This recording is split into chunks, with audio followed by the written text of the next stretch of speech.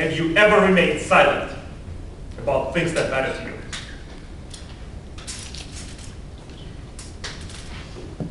I have. In fact, silence and I were the best of friends. I used to run into its warm embrace so we could sit together in silence. It started when I was just a little boy. When we came to this country, I was so excited, I'm gonna make so many new friends. I was finally at the land of the free and home of the brave. But brave, I was not. I remember walking to school on the first day. My hands were shaking. It was fear. And my dreams of making friends burst, just like the soap bubbles in the air.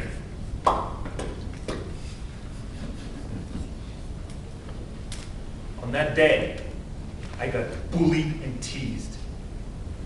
Maybe because of my accent, or maybe because of the way I looked. But I remember hearing, "Go back to your country." I was just a little boy. I laughed it off. But the scars of that morning remain etched in my soul to this day. Have you ever remained silent about things that matter to you? Fellow Toastmasters and guests, I learned that silence can kill. In fact, it almost killed me. 10 years ago, I moved to Philadelphia. Moved on with my life, got a new home, a job, new girlfriend. As our relationship progressed, and as we tangoed together, I realized there were some major differences between us. I decided I'm just going to remain quiet. Because I thought the best way to handle the differences is to remain silent. Boy, was I wrong. One night, my girlfriend asked to meet her friends. Sure, can do that. Next thing I know, we ended up in the bad section of town. And those same friends robbed and assaulted me. And my girlfriend, she left! Abandoned me.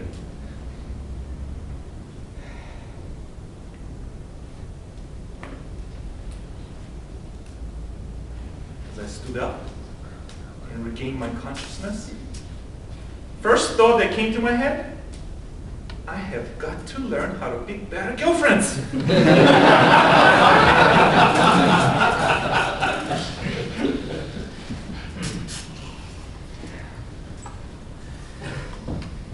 ran my fingers through my mouth. Blood. I remember thinking, so this is what betrayal tastes like.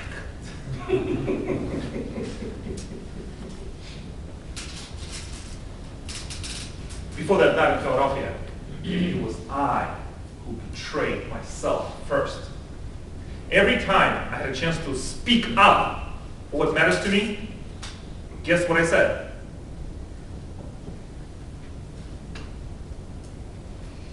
Absolutely nothing. And that's how I learned. If you don't speak up, you have to live with the consequences of your silence. I'm just a student of life. I don't have all the answers. But I came across a research by Adam Grant of the UPenn fame. He said, every time you find yourself in a situation that is less than optimal, you don't feel comfortable, you have 4 choices. Neglect, persistence, exit, and voice. You can neglect or persist, but your patience will run out.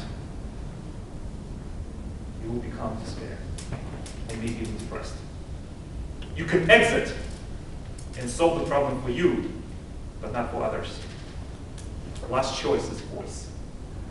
Because when you speak up, you can move and change. My friend Anna have taught me to speak up. I met her in downtown Orlando. where I worked in the church. She played her guitar for me. I told her all my stories. She laughed at me. We became friends. One day, the pastor who was overlooking my department asked to speak to Anna. Now, he had a reputation as a bully, beating people into submission. A few minutes into the meeting, I see Anna exiting the doorway. I said, Anna, what happened? She turned around, and inside her big blue eyes, I saw tears. And I remember her voice. Time to speak is now.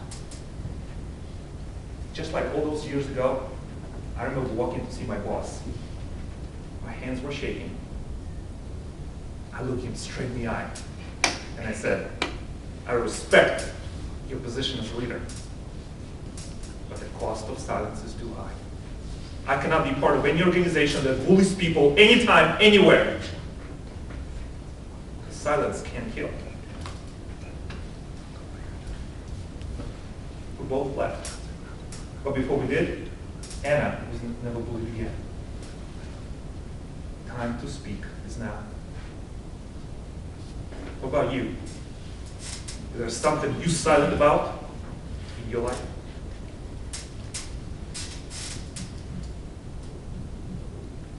Better question is, how is it working for you? See, every time we remain silent, take a step backwards.